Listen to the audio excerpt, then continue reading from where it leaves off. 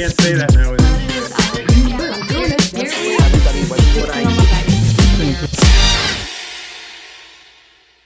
Welcome, everyone. My name is Lisa Rosenthal, here with the Ultimate Client Strategy. I'm joined by my co-host, Bruce Libman, who's the founder of the Accountants Resource Group and my partner, and our very dear friend, Adrienne Woods. Hi, Adrienne. Welcome. Hi, thank you so much for having me. We are thrilled. So we know what you do, and we know the level of expertise you possess, but why don't you go ahead and introduce yourself to our audience, and then we'll really get into a nice conversation. Sure, thank you, Lisa. So my name's Adrienne Woods. I'm a partner with Weinberg, Zara, Malkin, Price. I head up the Bankruptcy group. I've been practicing in the field of insolvency and restructuring for about 21 years now. I've done everything from clerking in the Southern District of New York Bankruptcy Court to working at big law firms. I was a bankruptcy legal analyst at Bloomberg. I had my own practice for about a decade, and now I'm with WZMP, and I assist individuals as well as businesses, debtors and creditors in all aspects of bankruptcy law. So really anything that touches on insolvency and restructuring. This could include avoidance action defense work, or assisting businesses to restructure their debts, or advising on claims trading, or purchasing assets out of bankrupt estates. After about 20 some years, I've pretty much touched on all of it.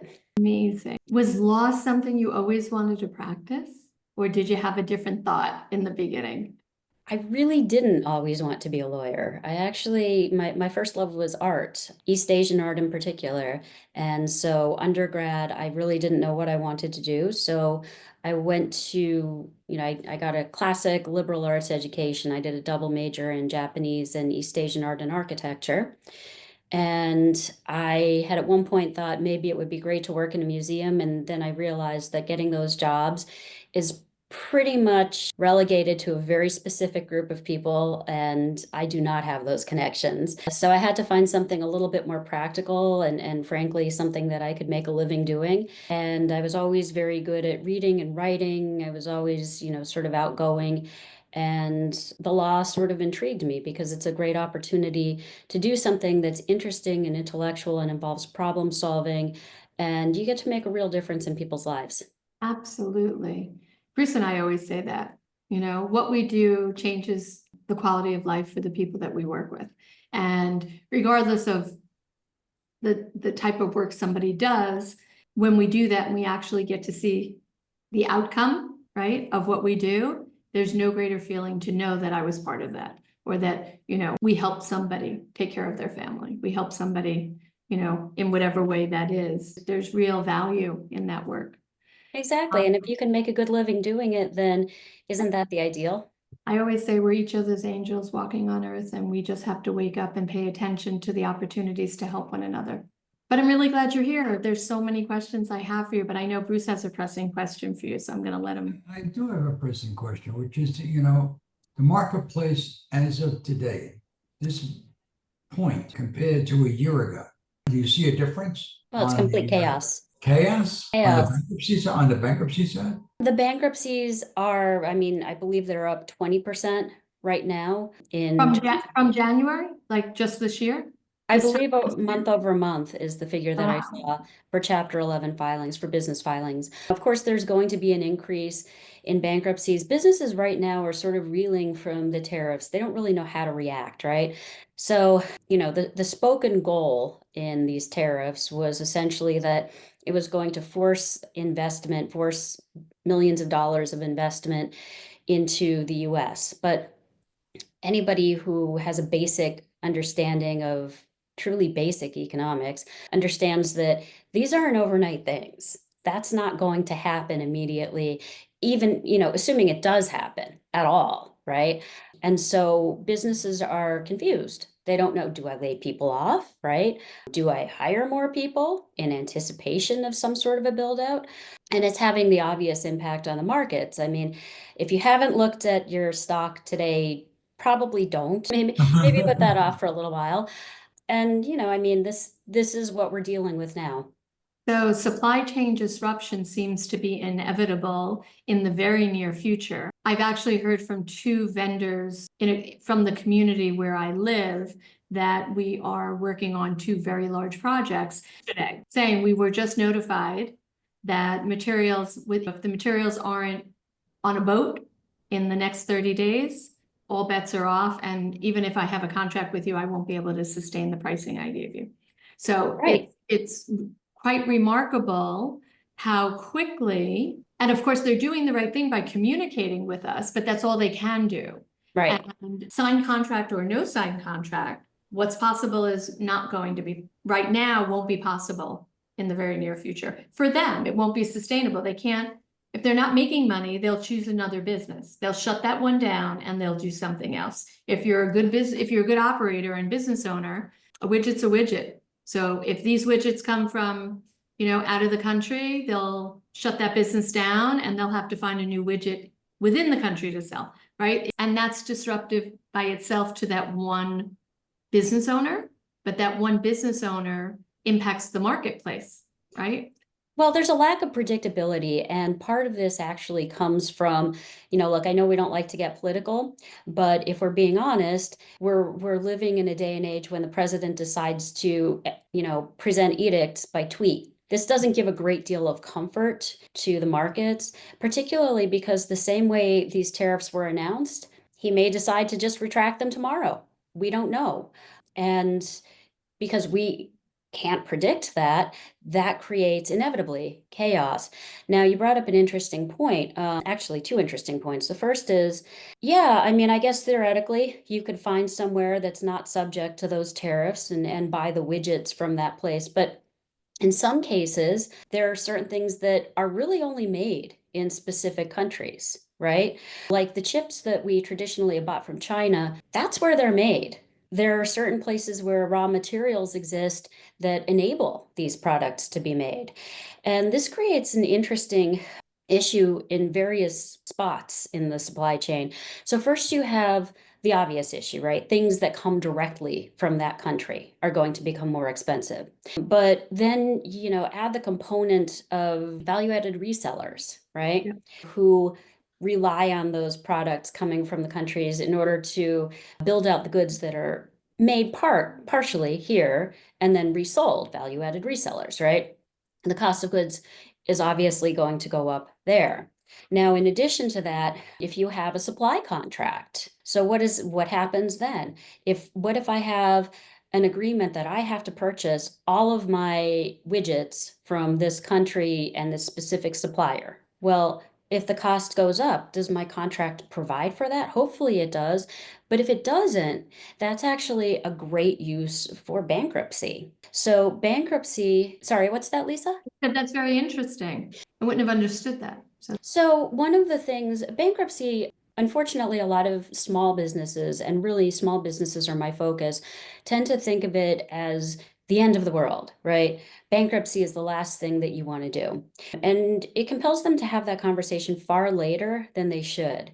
Whereas if they realize that there's some sort of financial issue and that triggers them to have a conversation with someone like me, they might find that their problems can very well be solved. So what I was getting at in terms of the supply contract or the purchase agreement that I was referencing is if you have an executory contract, meaning there's some performance due on both sides, and it's no longer something that's sustainable for you or beneficial for your economic model, then you can actually reject that contract in bankruptcy.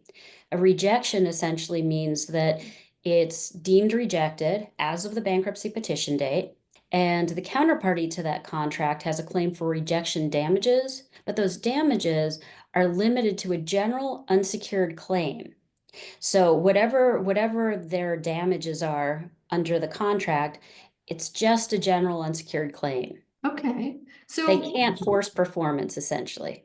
understood. What about some of the folks that may be sitting on the fence, right? Not, of course, as you said, especially small businesses, because we love them. We nurture them like children, right? They're our essence in many ways. And we pour into them because it's our livelihood. And our employees are our family. Those businesses at all costs are going to do everything they can to not declare bankruptcy or even restructure. They're desperately trying to hold on to being able to pay all of the people that they employ. I've always encouraged people to talk to attorneys like yourself to just understand what their Options are? opportunity- Well, not just options, but opportunity. Because I think there's real opportunity in taking advantage of restructuring. And restructuring can really benefit that thought process of wanting to protect and take care of your employees long-term and not lose the business. It might look different than what you had hoped, but the business can survive. People can stay employed. So maybe you could talk just a bit about that. Yeah, so one of the values of having a conversation early on is that bankruptcy should be a planned event. It shouldn't be a knee-jerk reaction. When we do it the right way, there's a fairly long lead-up period, and we talk about all aspects of what your business model is, what's working, what's not.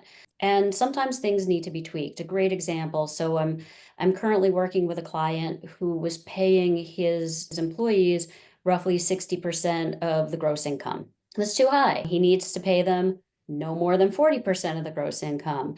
And that was sort of a difficult conversation for him because, as you just indicated, employees are family in a small business. There's a close relationship there.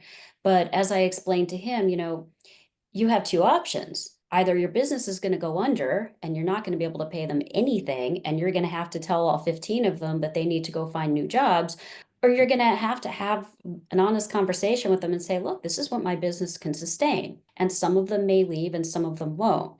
But I think that's a good example of prolonging the inevitable doesn't make anything better.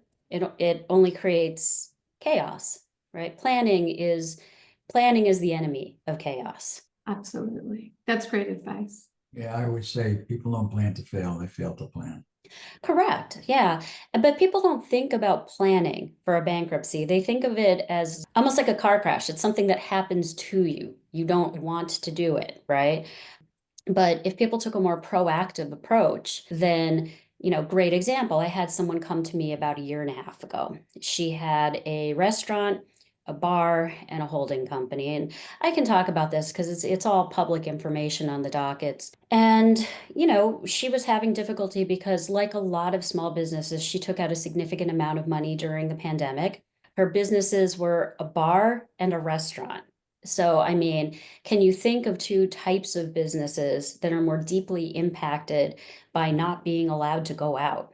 I would struggle to.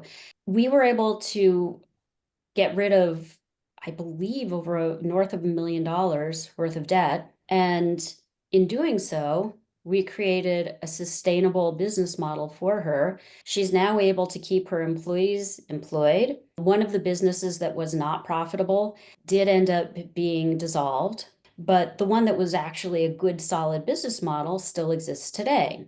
And the only way we were able to do that is that she came to me when she still had funds on hand to finance a bankruptcy, because it's not free. There are costs that are associated with bankruptcy, and planning can help you minimize those costs for sure, but you do actually have to put some money into the process. But what you leave with is a clean business, something that you can sustain. Bruce, I know you had another question for Adrienne. Yeah, I have actually a personal question. All right. With the work that you do, the stress that you have, you are really, and you touched on it, changing people's lives. And there's a tremendous responsibility there. All right. But do you have a daily habit or a routine that keeps you grounded and focused on your work? Honestly, I just love what I do. I don't feel like my job is stressful. I feel like certain people create stress where there doesn't need to be stress. And I try to just sort of, shake it off, if you will. But no, fully enjoy my job. And I'm so grateful every day that I get to wake up and do something that I actually love. That's great. Amazing. So Adrienne, how do people find you? So, well, as I mentioned, I'm a partner at Weinberg, Zara, Malkin, Price, and they can find our website at wzmplaw.com. My email is my first initial and my last name, so awoods@wzmplaw.com, or they can call me at 917-447-4321. Amazing. Well, it's been such a pleasure chatting with you. I hope you come back. I'm really interested towards the end of this year, what the statistics look like. It's going to be very interesting to see It's going to be an interesting ride. how what we talked about, tariffs and how businesses navigate that. So hopefully you'll come back and share an update with us. I would love that. Thank you for having me. It was our pleasure.